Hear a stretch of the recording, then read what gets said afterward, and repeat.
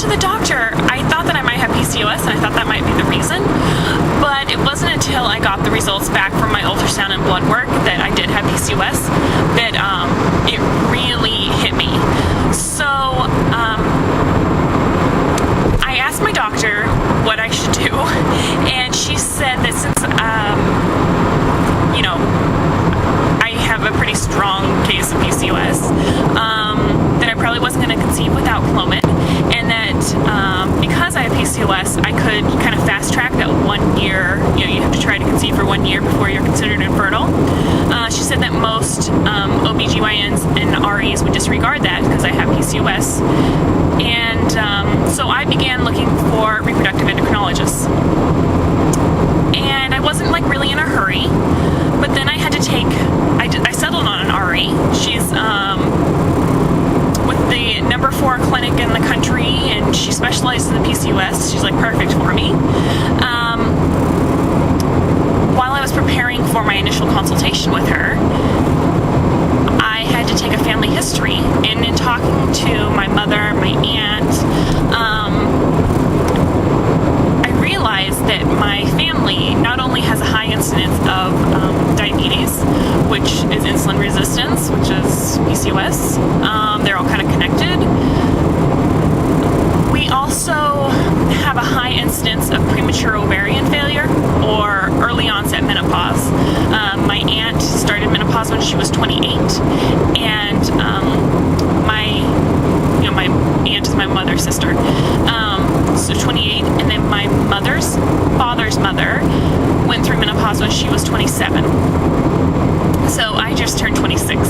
So when I told the doctor that, she also was like, we need to fast track you, because although my mom had me when she was 30, just the fact that I'm already having issues and we have the family instance of the premature ovarian failure, we really need to hurry up. So, just in case. So I started the Clomid, and if you are considering, you know, meeting with an RE and having some of these diagnostic tests done, I would encourage you to have a semen analysis done before you even have any Clomid, anything like that. Usually it's less than $150 to have a semen analysis done, and it's probably the best $150 you're going to spend, because you can't really attack the problem if you don't know what the problem is.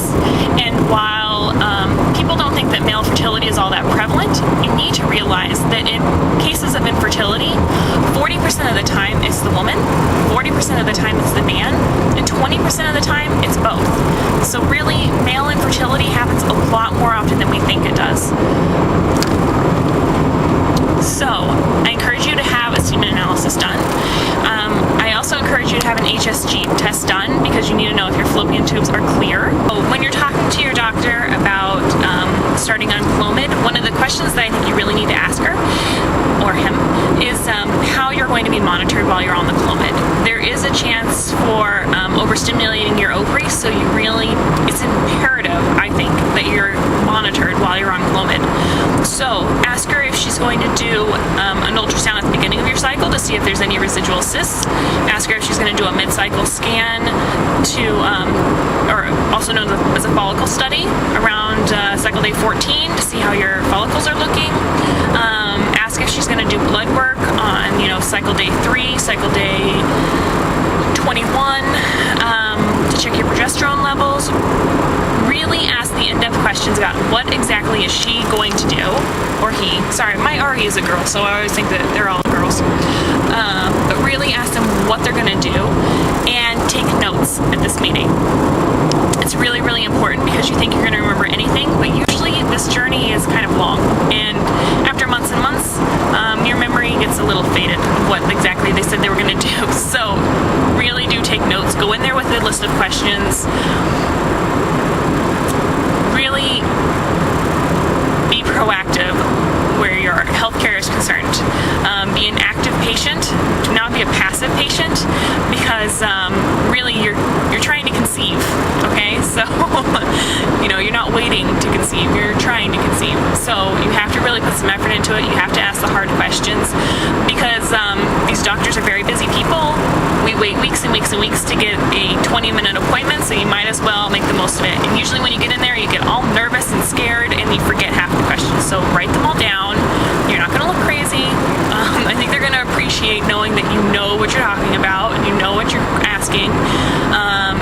charge you more for it. So that's it. That's my update. Also, I wanted to let you guys know that 5 Waiting Wombs is now on Facebook. We have a fan page, and so you can go ahead and become our fan. I know that some of you have family members and stuff on your Facebook, and you don't really want them to know that you're trying to conceive because you're all secretive. I totally understand and totally respect that. That's not, however, going to stop you from becoming my friend. I have a new account on Facebook. First name Carla, C-A-R-L-A.